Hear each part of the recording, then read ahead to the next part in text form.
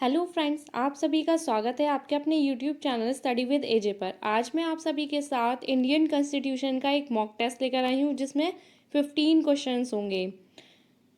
तो स्टार्ट करते हैं वीडियो। फर्स्ट क्वेश्चन है, भारत में वह मंत्री जो संसद के सदनों में से किसी सदन का भी सदस्य नहीं है, उसे मंत्री के पद से मुक्त हो जाना पड़ता है।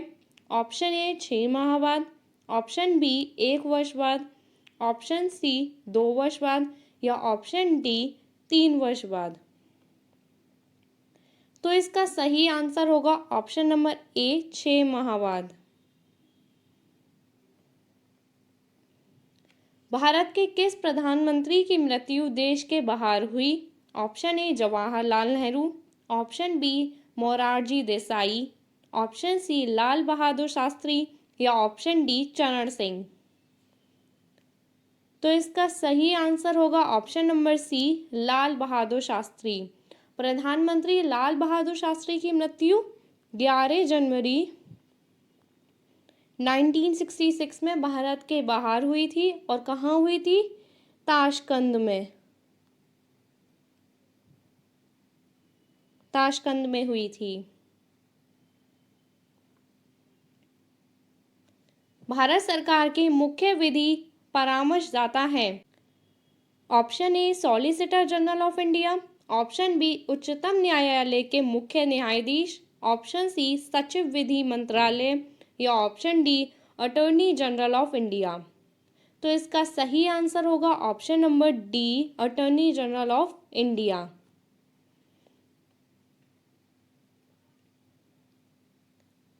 भारत के महान्यायवादी के विषय में निम्नलिखित कथनों पर विचार कीजिए। 4 कथन दिए गए हैं, इसमें आपको बताना है कि कौन से कथन बिल्कुल सही है अटॉर्नी जनरल को लेकर। तो पहला है, वह भारत के राष्ट्रपति द्वारा नियुक्त किया जाता है। उसमें वही योग्यताएं होनी चाहिए जो सर्वोच्च न्यायालय के न्यायाधीश की होती हैं।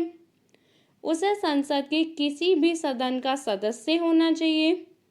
संसद द्वारा महाभियोग लगाकर उसे हटाया जा सकता है। तो इसमें बताना है कि कौन सा बिल्कुल सही है। तो इसका सही आंसर होगा ऑप्शन नंबर ए फर्स्ट और सेकंड। राज्य सरकार को कानूनी मामलों में सलाह देने के लिए अधिकृत है। ऑप्शन ए मुख्य न्यायाधीश, ऑप्शन बी महान्यायवादी, ऑप्शन सी महाधिवक्ता या ऑप्शन डी उच्च न्यायालय के न्यायाधीशों की खंडपीठ। तो इसका सही आंसर होगा option number C advocate general.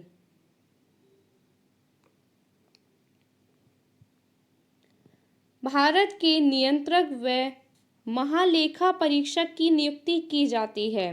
Option A राष्ट्रपति द्वारा, ऑप्शन बी लोकसभा अध्यक्ष द्वारा, ऑप्शन सी योजना आयोग अध्यक्ष द्वारा या ऑप्शन डी वित्त मंत्री द्वारा। तो इसका सही आंसर होगा ऑप्शन नंबर ए राष्ट्रपति द्वारा। तो संविधान के अनुच्छेद 148 में दिया गया है कि भारत का एक नियंत्रक एवं महालेखा परीक्षक होगा और उसकी नियुक्ति राष्ट्रपति द्वारा करी जाएगी।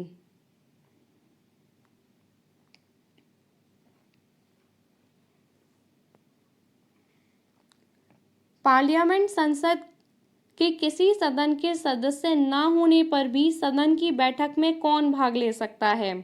ऑप्शन ए भारत का मुख्य न्यायाधीश, ऑप्शन बी भारत का अटॉर्नी जनरल, ऑप्शन सी मुख्य चुनाव आयुक्त या ऑप्शन डी राष्ट्रीय मानवाधिकार आयोग का अध्यक्ष। तो इसका सही आंसर होगा ऑप्शन नंबर बी भारत का अटॉर्नी जनरल। तो अनुच्छेद 88 के तहत महान्यायवादी संसद की कार्यवाही में तो भाग ले सकता है लेकिन मतदान नहीं कर सकता क्योंकि वह संसद का सदस्य नहीं है। अगर आपने अभी तक चैनल को सब्सक्राइब नहीं किया है तो चैनल को सब्सक्राइब करें, बेल आइकन जरूर दबाएं।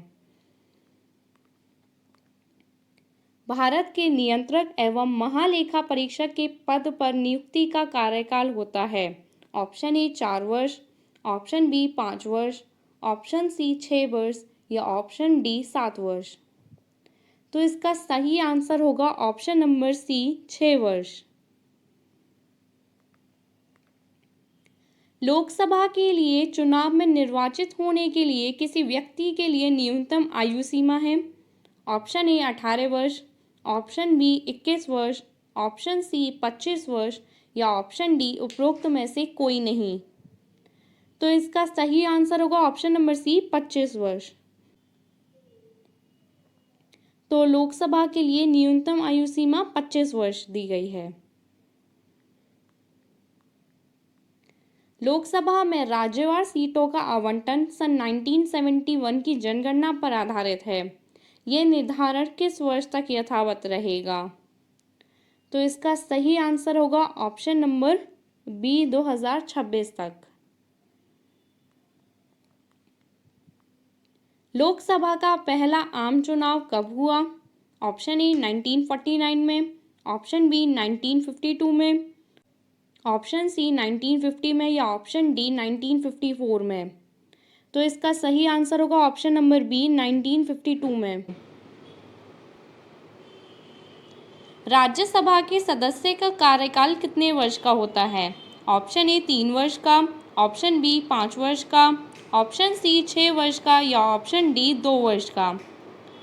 तो इसका सही आंसर होगा ऑप्शन नंबर सी 6 वर्ष का। जो राज्यसभा है वे एक स्थायी सदन है और ये कभी भी भंग नहीं होती है। तो इसका जो कार्यकाल होता है वो 6 वर्ष का होता है।